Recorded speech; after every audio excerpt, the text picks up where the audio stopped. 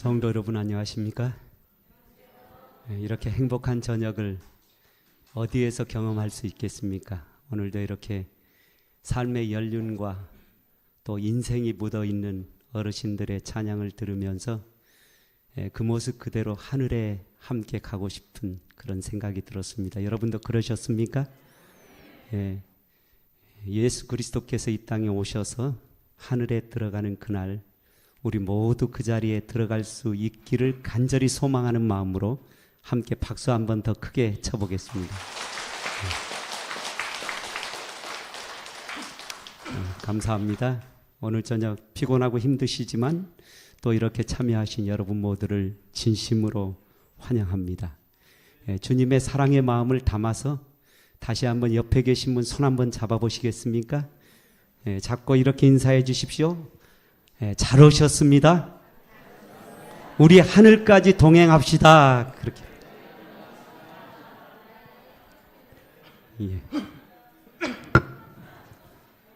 여러분 감사합니다. 이미 여러분의 표정이 하늘까지 동행한 분들의 모습 같습니다. 날마다 그렇게 환한 미소와 또 웃는 얼굴로 주님 은혜 안에서 행복하게 살다가 영원한 하늘 본향에 그 얼굴 그대로 함께 들어가게 되시기를 간절히 기원합니다. 어느 해 여름날 장마가 시작되던 때였습니다. 옥수같이 쏟아지던 비가 잠시 소강 상태를 보일 즈음에 군대에서 휴가 나온 아들과 어머니가 고구마 밭을 지키기 위해서 밭으로 나가게 되었습니다. 어머니와 아들은 다 된 농사를 지키기 위해서 혼신의 힘을 다하여 이곳저곳 골을 내며 물을 빠지도록 열심히 일을 했습니다. 그런데 잠시 소강 상태를 보이던 빗줄기가 다시 굵어지더니 장대비가 쏟아지기 시작했습니다. 쉴 새 없이 퍼붓는 빗줄기를 맞으며 혼신의 힘을 다하였지만 이제는 어쩔 수 없는 상황에 직면하고 만 것입니다. 그 광경을 본 아들이 말했습니다. 어머니, 이제 돌아가야겠어요. 비가 너무 많이 내려요. 그러나 어머니는 아들의 말에 아랑곳하지 않았습니다. 다 키워놓은 고구마를 조금이라도 더 지키기 위해서 안간 힘을 쓰는 것입니다. 그러다가 결국 불어나는 물을 감당할 수 없음을 감지한 어머니가 집으로 돌아가자고 말했습니다.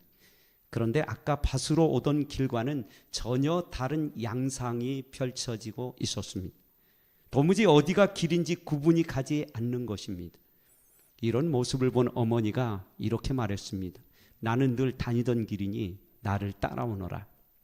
그리고는 어머니가 앞장을 섰습니다. 그런데 문제는 오던 길에 있었던 냇가리 문제였습니다.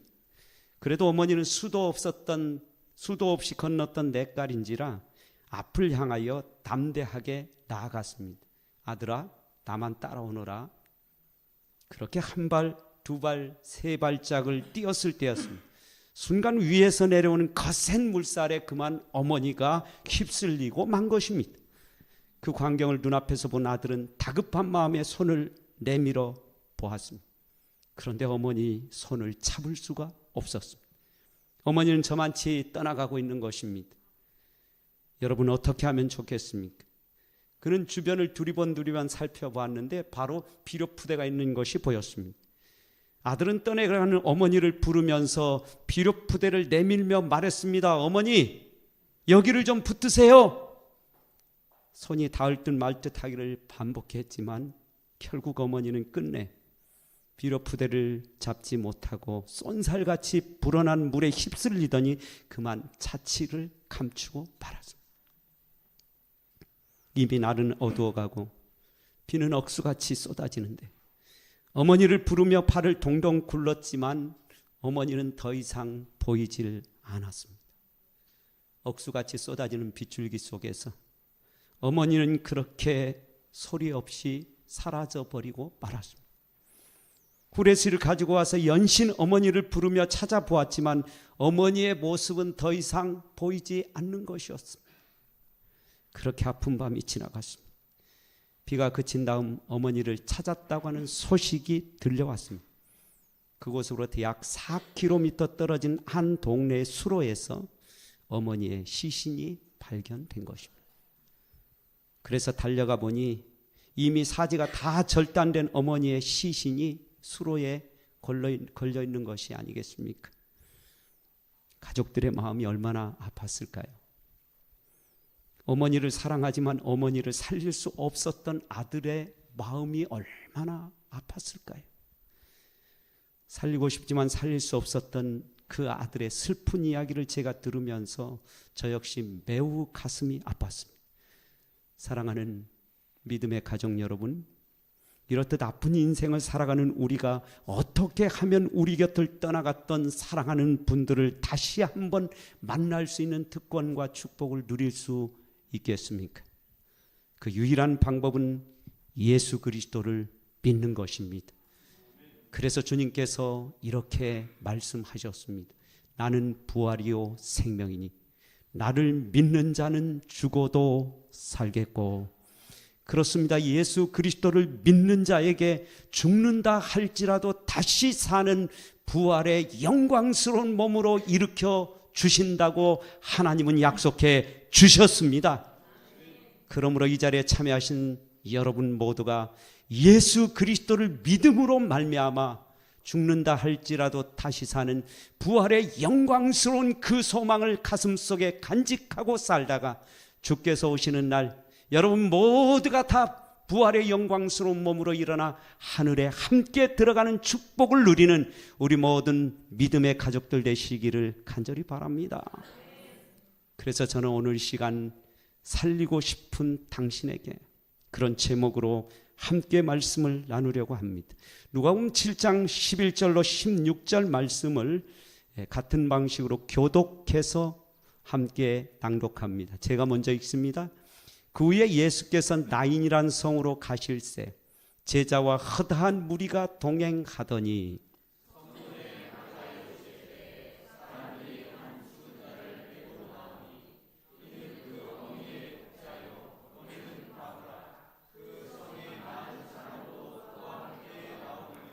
주께서 과부를 보시고 불쌍히 여기사 울지 말라 하시고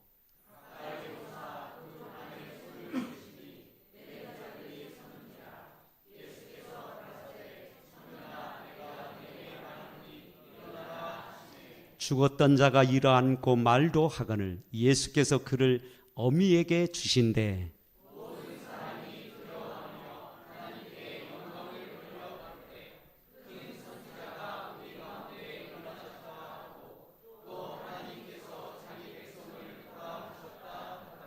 아멘. 여러분 인생을 살아가면서 가장 기뻤던 순간이 언제였습니까?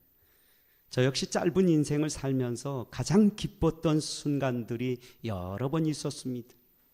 그 중에서도 군대를 제대하던 순간을 저는 결코 잊을 수가 없습니다.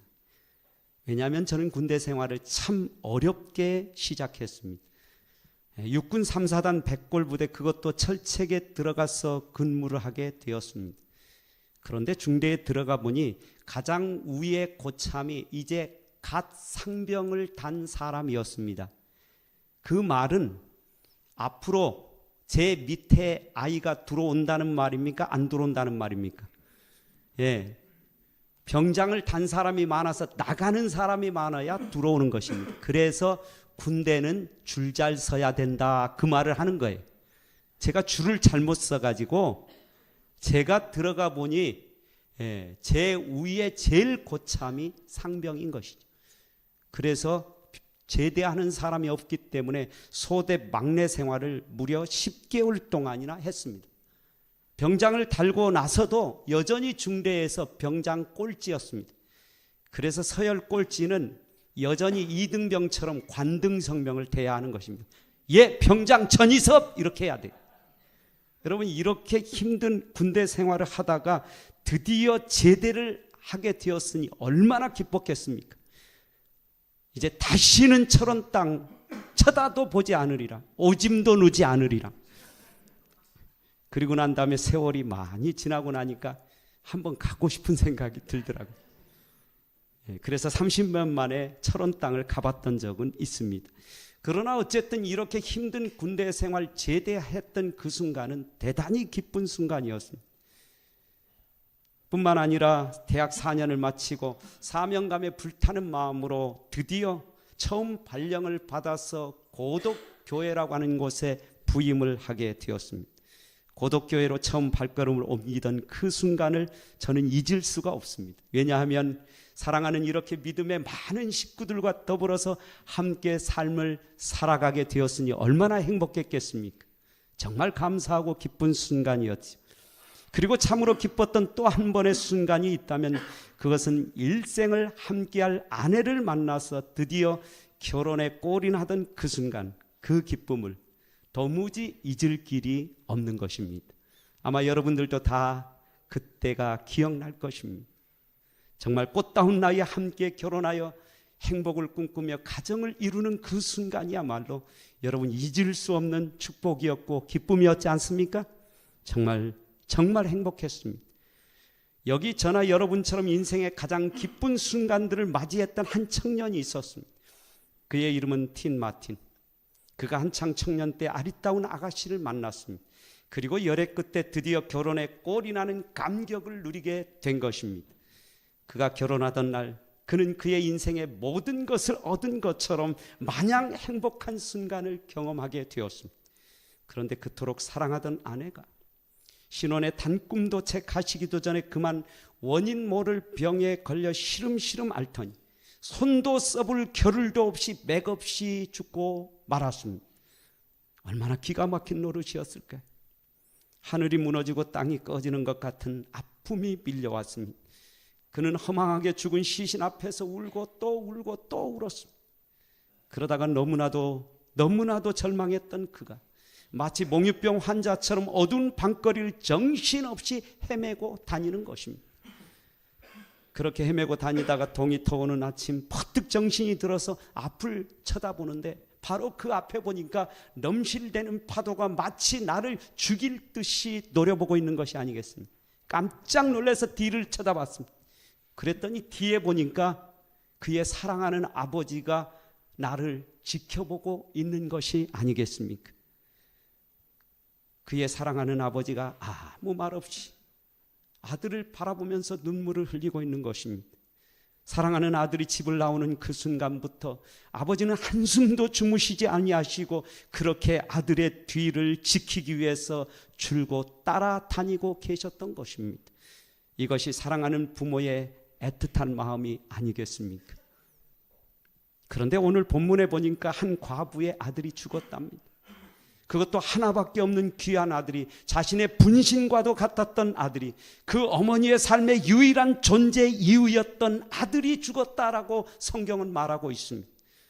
온갖 수모를 다 겪어도, 생격의 위협을 느끼고 온몸이 다 부서지는 한이 있어도 내 아들을 위해서라면 모든 것을 할 수 있었던 그 어머니의 단 하나밖에 없는 아들이 어느 날 갑자기 목숨을 잃게 된 것입니다.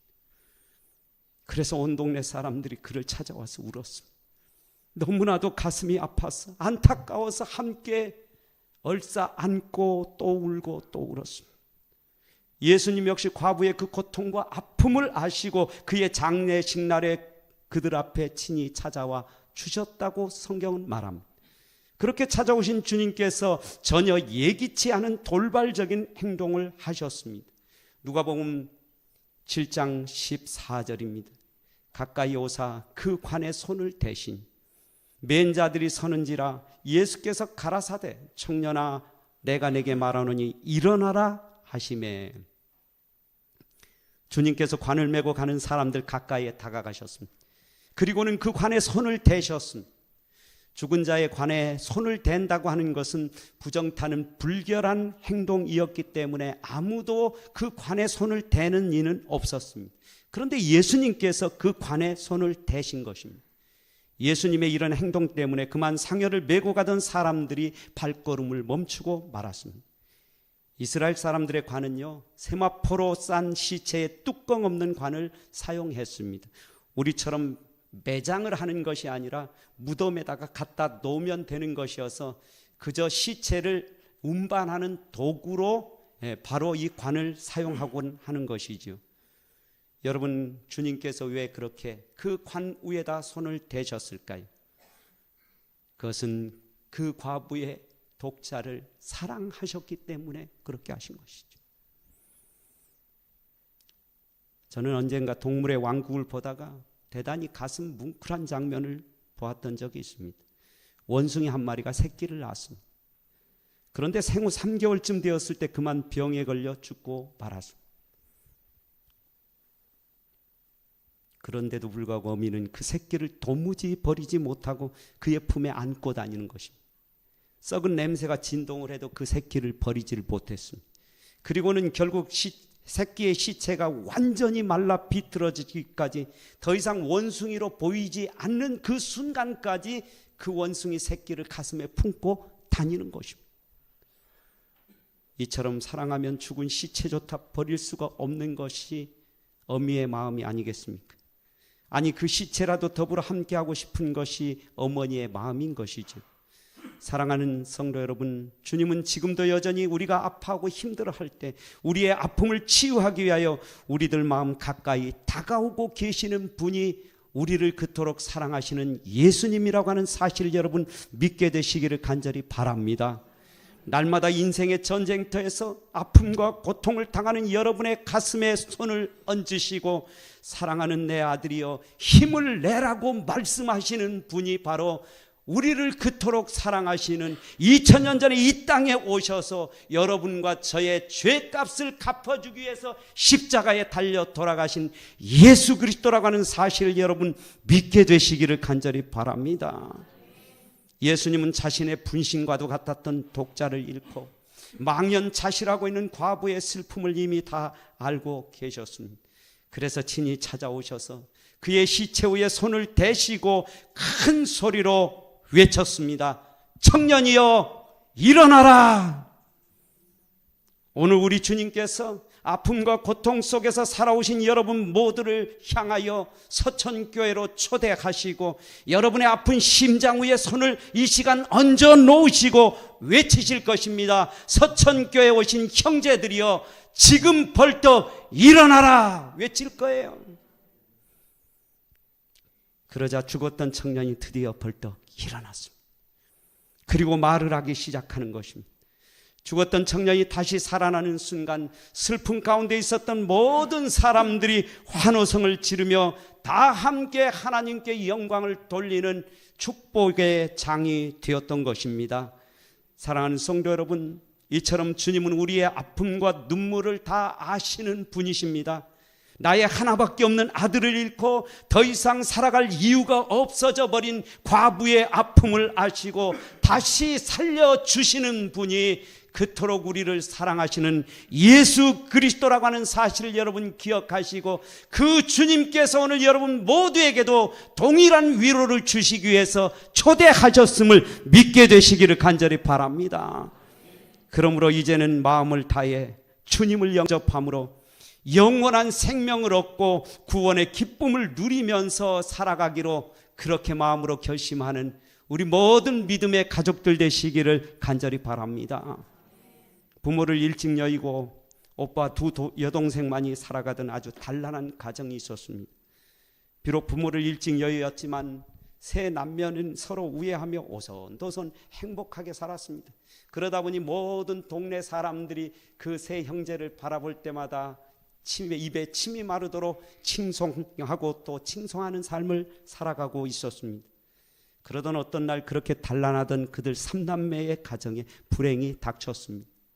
사랑하는 오빠가 시름시름 앓더니 그만 갑자기 죽음을 당하게 된 것입니다.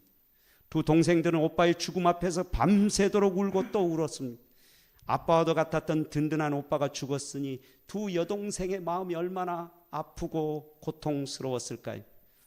사실은 오빠가 병들어 고통할 때 두 자매는 그를 고쳐보기 위해서 즉시로 당시에 의사처럼 수많은 영혼들을 고치셨던 예수님을 향하여 사람을 보냈습니다. 그런데 웬일인지 예수님께서 당장 오셔서 고쳐야 되는데 오시질 않는 것입니다. 그래가지고 날이 지체되면서 그만 그 오빠가 죽음을 경험하게 된 것입니다. 그러니 여러분 얼마나 실망이 크고 원망하는 마음이 컸겠습니까? 그러한 그들에게 다가오신 예수님께서 슬픔 가운데 빠져있고 절망하고 있는 그 남매를 향하여 이렇게 말씀하셨습니다. 요한복음 11장 25절로 26절입니다. 우리 다 함께 읽어볼까요? 시작. 예수께서 가라사대 나는 부활이요 생명이니 나를 믿는 자는 죽어도 살겠고 무릇 살아서 나를 믿는 자는 영원히 죽지 아니하리니 이것을 내가 믿느냐? 믿는 자는 하나님의 영광을 보리라. 믿는 자는 하나님의 영광을 보게 될 것입니다. 주님은 전능하신 하나님이십니다. 단지 주님은 병만 고치시는 분이 아니라 죽은 자도 살릴 수 있다고 하는 이 놀라운 사실을 깨우쳐 주기 위하여 일부러 지체하시고 죽은 다음에 예수님께서 오신 것입니다. 주님은 죽은 자로 살리시는 분이십니다.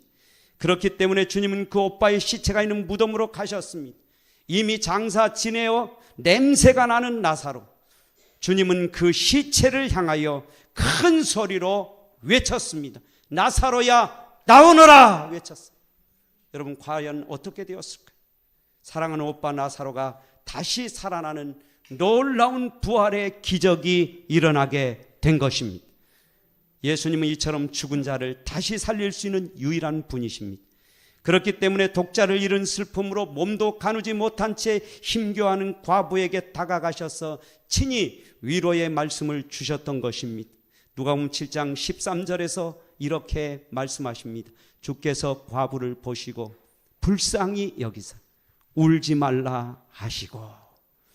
사랑하는 성도 여러분, 과부의 눈에서 눈물을 그치게 할 수 있는 분은 예수님밖에 없습니다.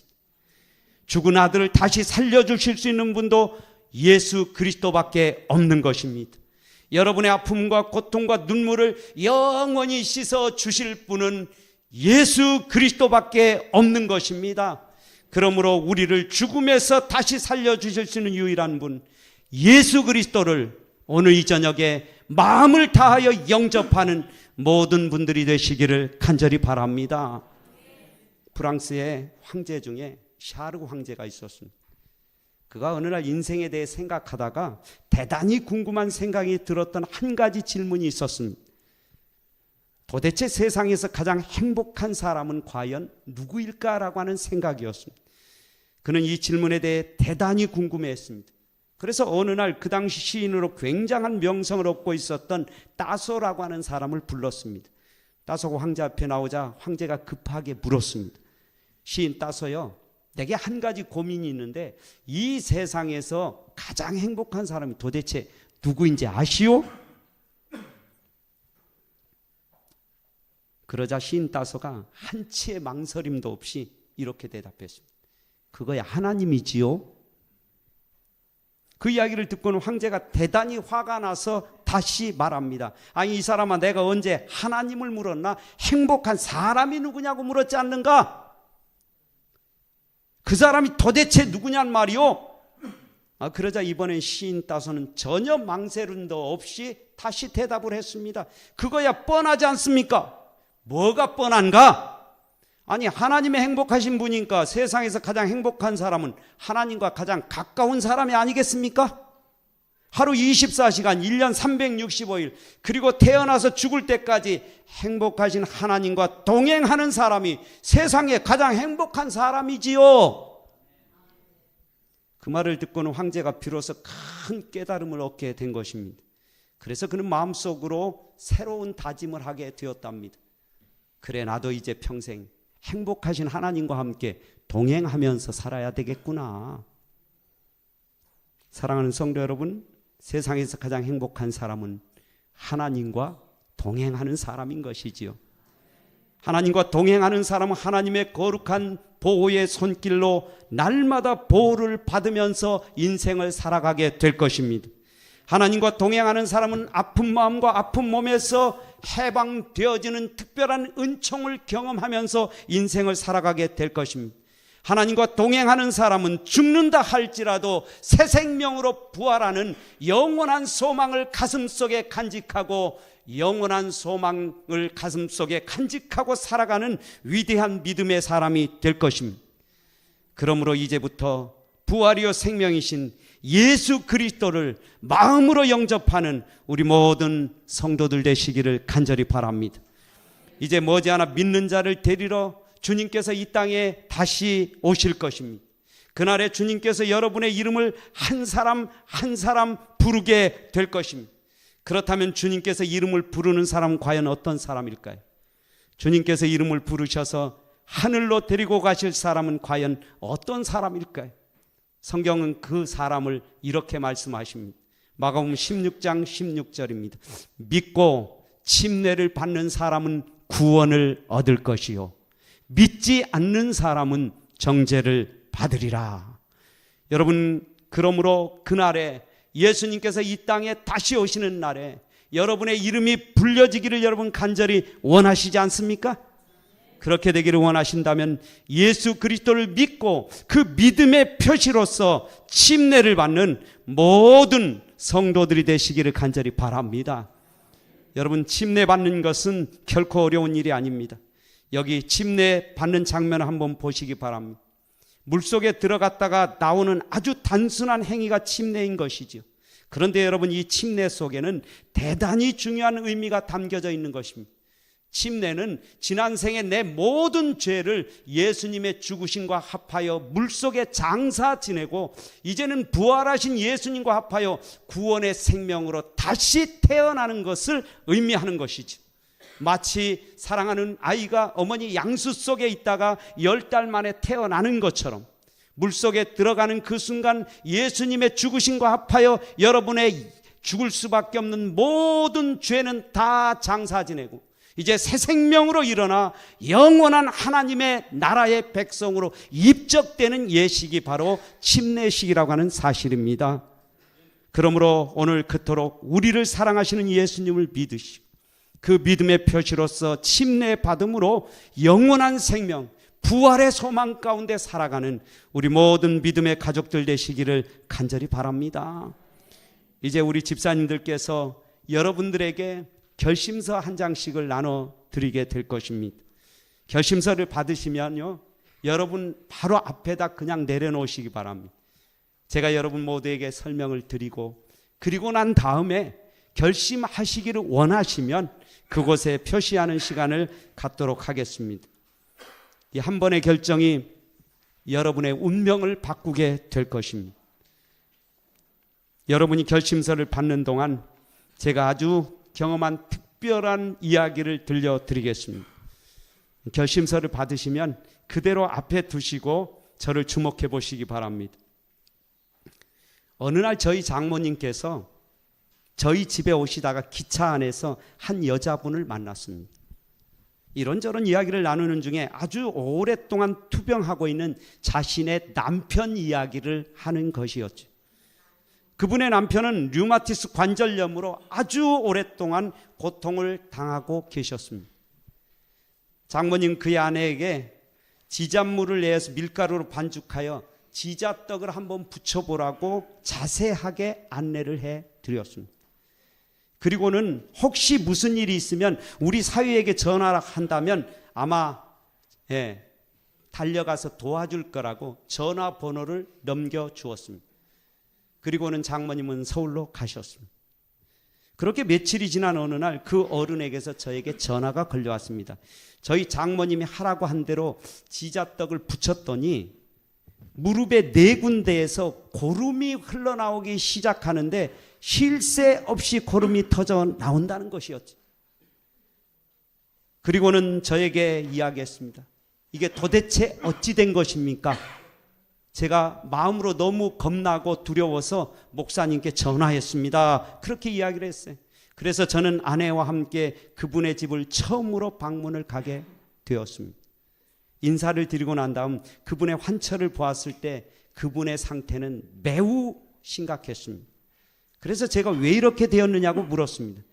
그러자 그분은 마치 무용담을 하듯이 신나게 말씀을 하기 시작했습니다. 자신은 평상시에 친구를 참 좋아하고 술을 너무나도 좋아했다는 것입니다. 날이면 날마다 친구를 만나 술을 퍼마시면서 살아가다 보니 어느 날부터 갑자기 무릎이 부어오르기 시작하더니 도무지 통증이 나서 견딜 수가 없다는 것이죠. 그래서 병원에 가가지고 의사 선생님한테 처방을 받아서 계속 약을 먹는데 도무지 아픔이 낫지를 않는 것입니다. 그리고 이렇게 된 후로는 너무나도 아프기 때문에 친구도 다 끊었고 술도 끊었다고 그분은 말씀하셨습니다. 저희는 그분의 아픈 다리를 위해서 간절히 기도를 해드렸습니다. 그리고 집에 가서 아마씨로 갈아 숟가루와 함께 풀을 쏘아서 숲배치 여러 장을 만든 다음에 그분께 드리면서 냉장고에 넣어놓고 하루에 한 번씩 정성껏 붙이라고 말씀을 드렸습니다. 그리고는 그분의 치료를 위해서 새벽마다 간절한 마음으로 기도를 드렸습니다. 그렇게 여러 날을 붙이자 고름이 멈추고 상처가 아물기 시작했습니다. 그러면서 그토록 아팠던 무릎의 통증이 사라지기 시작한 것입니다. 그러자 자신을 고쳐주시는 분이 하나님이라고 하는 사실을 믿고 드디어 교회를 나오기 시작했습니다. 그리고는 하나님 뜻대로 살리라고 굳게 결심을 하고 그의 아내와 함께 침례를 받고 하나님 교회에 정식으로 하나님의 자녀가 되었습니다. 그분은 교회 나올 때마다 하나님께 감사를 드렸습니다.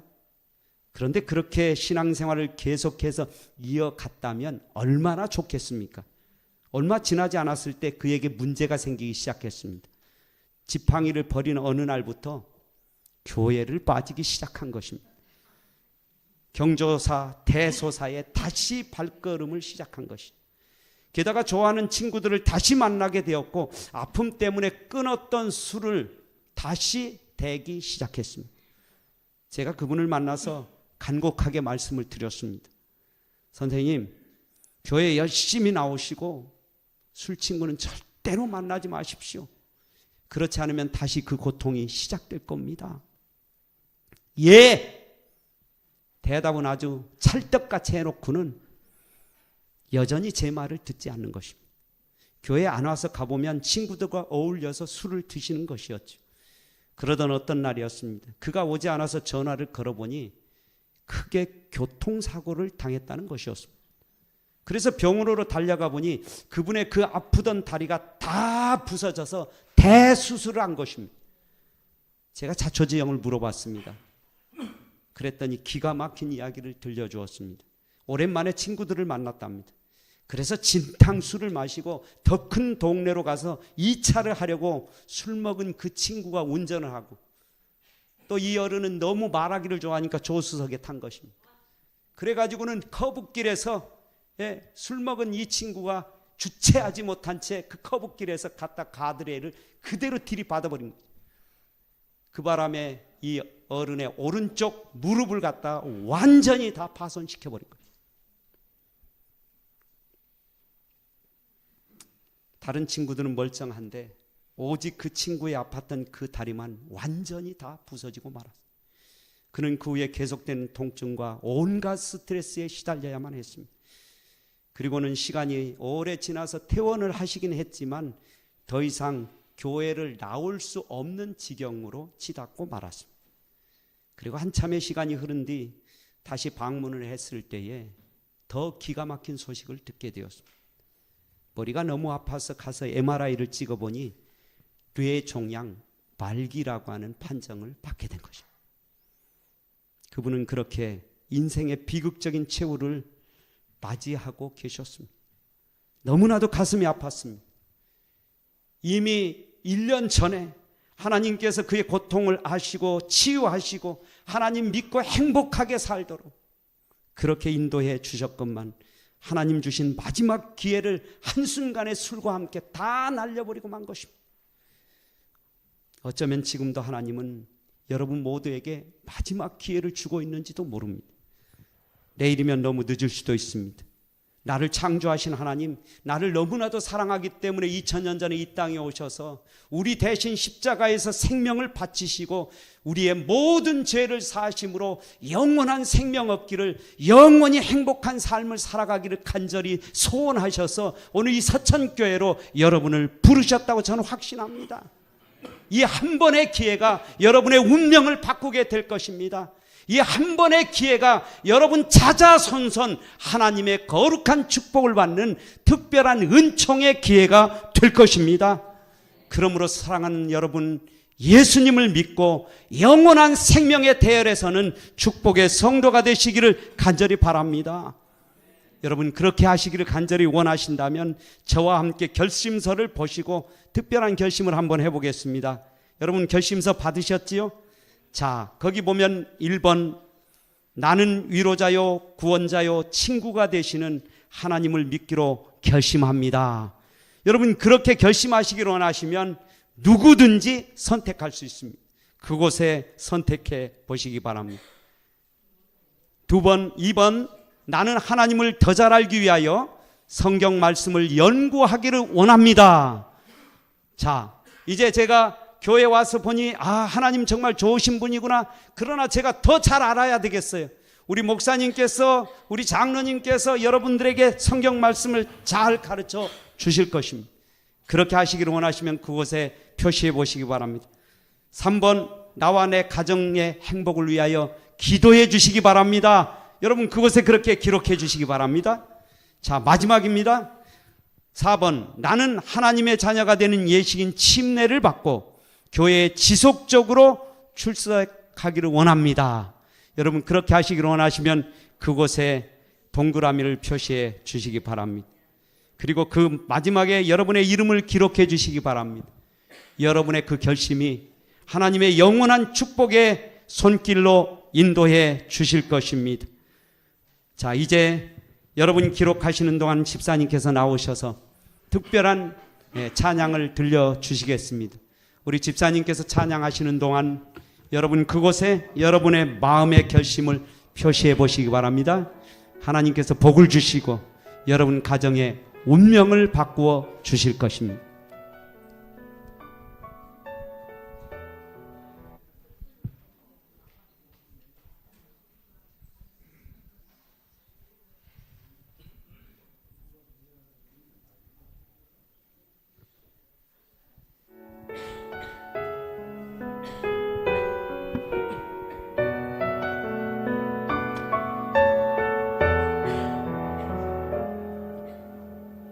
나의 영혼이 잠잠히 하나님만 바라미요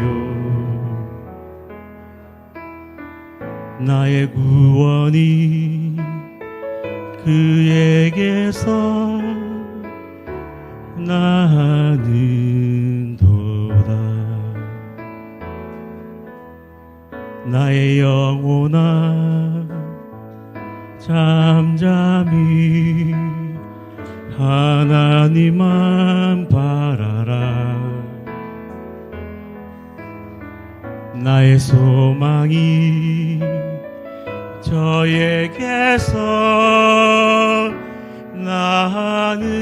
나는도다. 오직 주만이 나의 반석, 나의 구원이시니 오직 주만이 나의 산성, 내가 요동치 아니하리.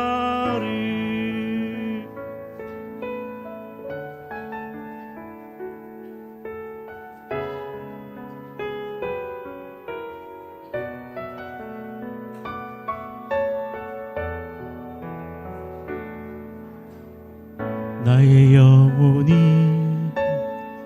간절히 여호와를 갈망하며 나의 입술이 여호와를 찬양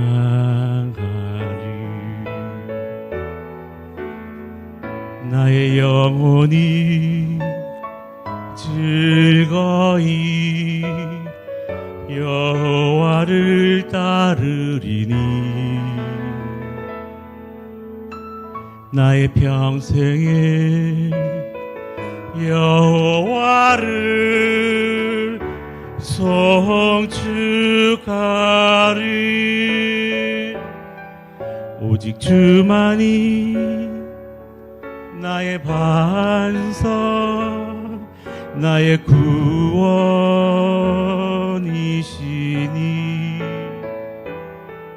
오직 주만이 나의 산성 내가 요동치 아니하리.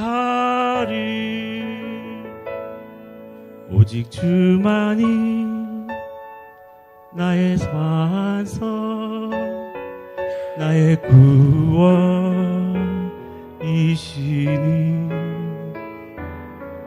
오직 주만이 나의 산성 내가 요동치 아니하리.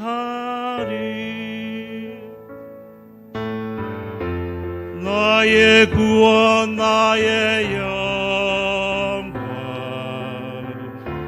하나님께 있으니 내 힘의 반석과 피난처 되시네.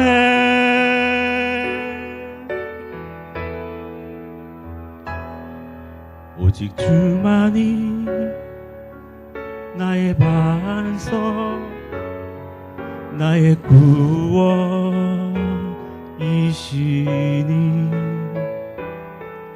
오직 주만이 나의 산성 내가 요동치 아니하리. 오직 주만이 나의 반석 나의 구원이시니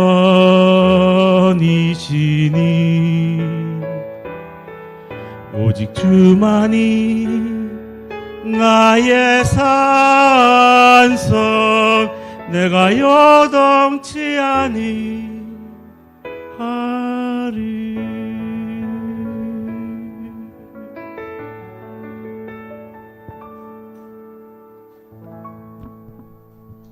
아멘. 오늘 하나님 믿기로 결심하고 또 침례 받음으로 거룩한 하나님 나라의 백성으로 그렇게 선택받게 되실 모든 분들을 진심으로 환영하고 하나님께서 여러분의 일생을 인도해 주시기를 간절히 기원합니다. 함께 기도하도록 하겠습니다. 하늘에 계신 우리 아버지, 저희를 사랑하셔서 서천교회로 인도하시고 죽을 수밖에 없는 운명적인 저희를 영원한 부활의 소망으로 다시 일으켜 세워주신다 약속해 주셨으니 감사합니다. 그 하나님을 믿기로 오늘 이 저녁 결심한 영혼들이 있습니다. 아버지 하나님, 그들의 마음을 받아 주시옵소서.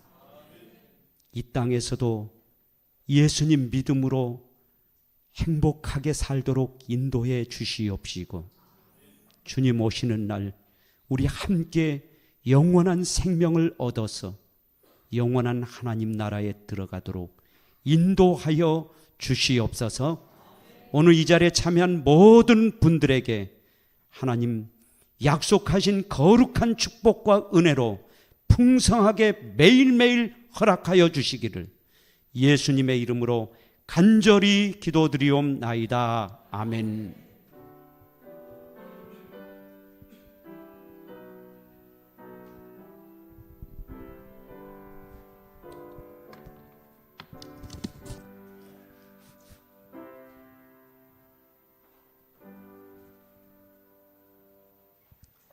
예, 늦은 시간까지 오늘도 참여하셔서 귀한 하나님의 말씀을 또 이렇게 나눌 수 있게 된 것을 기쁘게 생각합니다.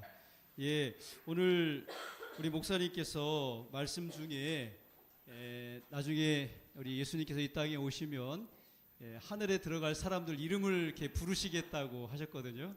그리고 사실 우리가 결혼하고 또 자녀를 낳고 이렇게 인생을 사는 동안에 우리의 이름이 호명되는 그런 시간들이 사실 많지는 않았던 것 같아요. 그렇죠? 그런데 오늘 다시 한번 오늘 저희들이 저희 교회에 올라오신 이 모든 부분들을 환영하고 또 서로 또 격려하기 위해서 다시 한번 저희 교회를 찾아주신 우리 어르신들의 또 소개하도록 하겠습니다.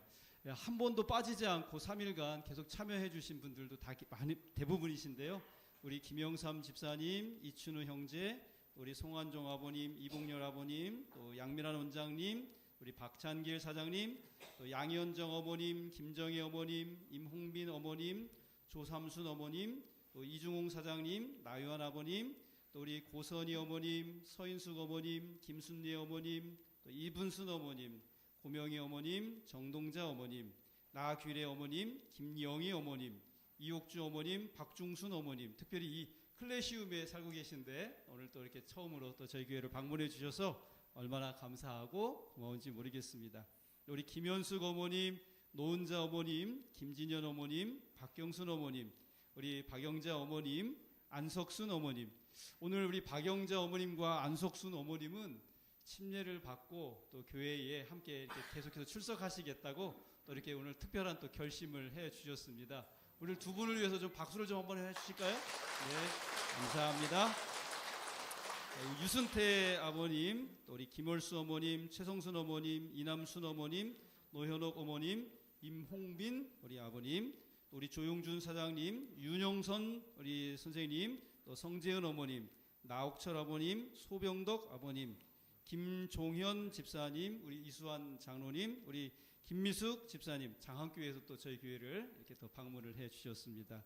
대단히 감사하고요. 오늘 여러분들의 이 발걸음이 정말 늘 복되고 또 좋은 일만 가득하시길 간절히 바라겠습니다. 오늘도 저희가 마음을 준비해서 작은 선물을 준비했습니다. 저희에게 오늘 참여해주신 우리 모든 분들 약속하지만은 저희들의 정성이니까 또 이렇게 받아가 주시면 감사하겠고요. 내일 마지막입니다. 내일 마지막 시간인데 마지막까지 꼭 귀한 발걸음 해주시면은 정말 감사하겠습니다. 내일 또 뵙도록 하겠습니다. 안녕히 돌아가십시오.